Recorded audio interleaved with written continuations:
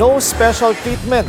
Yan ang pangako ng BJMP habang nakakulong si Senador Dante Marcoleta sa New Quezon City Jail sa Payatas.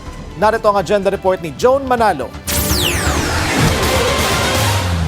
Kinundina ng isang progresibong grupo ang umano'y special treatment ng PNP kay Senador Dante Marcoleta matapos itong arestuhin sa kasong plunder at nanatili ng 9 na araw sa kustodiya ng PNP General Hospital sa Camp Crame dahil sa mga iniindaan niya nitong sakit kabilang na ang mild pneumonia. Sa isang pahayag, sinabi ng grupong Spark o Samahan ng Progresibong Kabataan na sa kabila ng mga sintomas ng isang communicable disease, hinayaan pa rin daw ng PNP-CIDG na bisitahin ni na Vice President Sara Duterte at Senator Robin Padilla si Marcoleta. Wala na rin daw dahilan para patagalin pa ang paggulo ng mga pagdinig ni Marcoleta sa Sandigan Bayan dahil mismong PNP na anya nagsabing fit to travel na ito. Kahapon ay pinag-utos na ni Sandigan Bayan 3rd Division Chairperson Associate Justice Carl Miranda ang paglilipat kustodiya ni Marcoleta mula sa PNP-CIDG papunta sa BJMP na siyang in charge sa New Quezon City Jail male dormitory sa Payatas. Kasunod nito, nanindigan si BJMP spokesperson J. Rex Bustinera na walang magiging special treatment kay Marcoleta sa loob ng kulungan. As far as the BJMP is concerned, una, we have set policies na, formal policies, na kapag nag-violate ang aming mga tauhan doon, ay talagang mananagot, kakasuhan namin sila. And part of that is the standard operating procedures for the treatment of all PDL.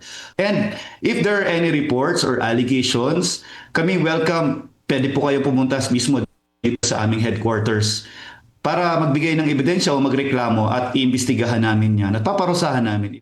At bagamat kailangan munang ihiwalay si Marcoleta sa ibang mga PDL, normal na selda pa rin ang paglalagyan sa senador.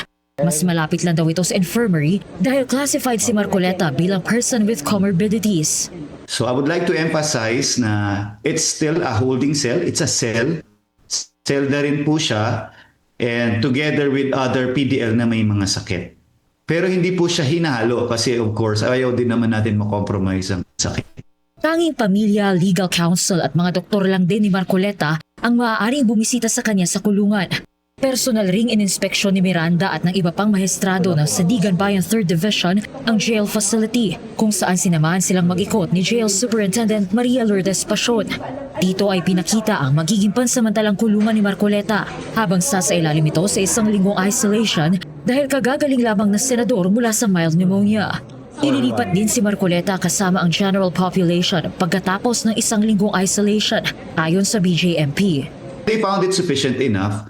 Pinakita naman namin kung saan gusto pumunta ng mga bisita natin. Pumunta sila mismo sa infirmary, yung consultation room na nakita natin. Consultation room ng doktor, facilities na medical laboratory. Kasi meron po tayong in-house diagnostic laboratory for contagious disease such as tuberculosis. Inutos ng korte ang pagpapalipat kay Marcoleta matapos lumabas sa pagsusuri ng UP Philippine General Hospital na wala nang iniindang karamdaman ang senador na nangangailangan pa ng patuloy na hospital confinement. Ikinutuwa naman ito ng grupong Spark na nanindigang hindi matatakasan ni Marcoleta ang kanyang pananagutan sa mga akusasyon laban sa kanya. Nararapat din anyang ikulong ang senador sa Quezon City Jail kung saan nakadetina ang mga kapwa-akusadong sina former Congressman Mike Defensor at mga negosyanteng sina Aristotel Viray at Joseph Espiritu. Para sa Agenda, Joan Manalo, Billionaire News Channel.